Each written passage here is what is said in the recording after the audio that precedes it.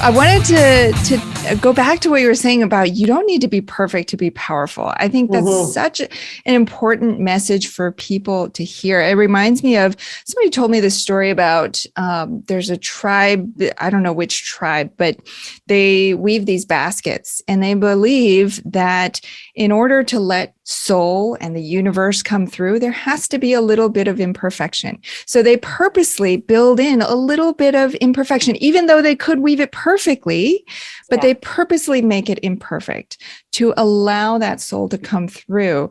And I think what you're saying is such an important thing for people to hear, because it's something that holds so many people back, that need for perfection. And I hear a lot of people when they finally go through with it, they get on stage, they come off the stage. Now, here's the question I have for you. Then logically, they know, okay, it didn't have to be perfect. I survived. I did great. But then they get stuck and they say, oh, but I didn't say this. Oh, I forgot this part. Or, oh man, I wish I had done this differently. And then they get caught in that loop, which keeps them then from the next time, right? So how do you counsel people through that? Well, one of the biggest tips that we give speakers and communicators and leaders is connection matters more than anything else.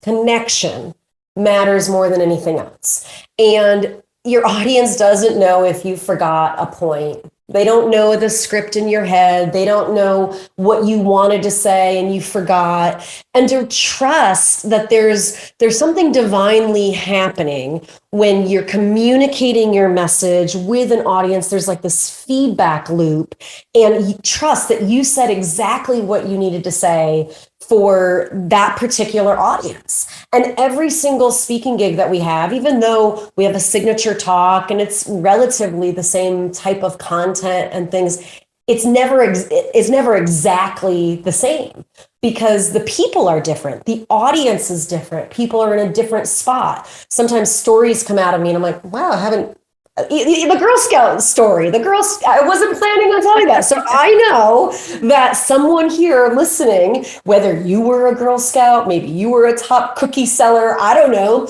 there's some reason why that story came out of me today. And I just trust the process. So really trust that there's something divinely unfolding every time you speak your message.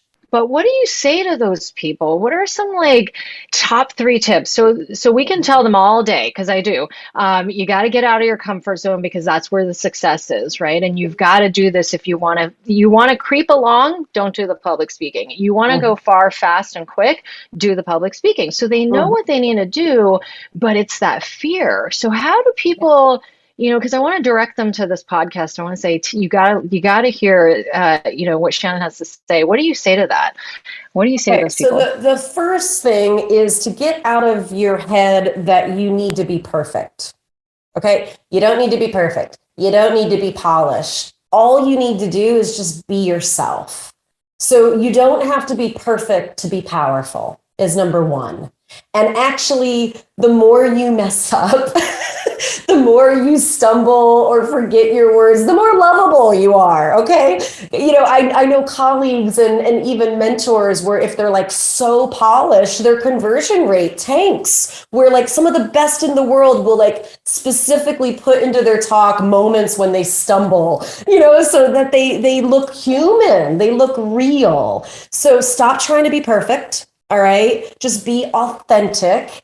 And then the second tip I would say is to start with a small group, have a group over, have some friends and family over in your living room, right? They know you, they love you. Who cares if you mess it up? It doesn't have to be this memorized thing. Okay.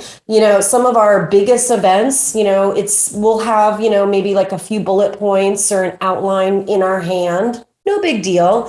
You don't have to memorize anything. Nobody knows the script that's in your head. So you don't have to be perfect to be powerful, and start small.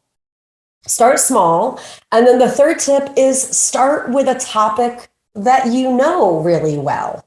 You know, what do you find yourself talking about with your friends over a glass of wine, or, maybe you're exercising or whatever. You're talking about this all the time and you're super passionate about it. Chances are there's an expertise in there that you could actually monetize, whether that's, we just bought a house about 6 months ago. So I'm, scouring all over these YouTube videos about decorating on a budget and DIY. And, there's like all these YouTube stars that are teaching you like what to buy at Home Goods. Okay, like that might be your expertise. Maybe your expertise is, how to cook healthy for your kids as a mom, or budgeting, or productivity, or how not to lose your shit when you're a mom and you're running all of this. Like, you actually have a lot of expertise that could be super valuable to other people. So what are the things that you find yourself talking about all the time that it's a topic that you know really well? Start there.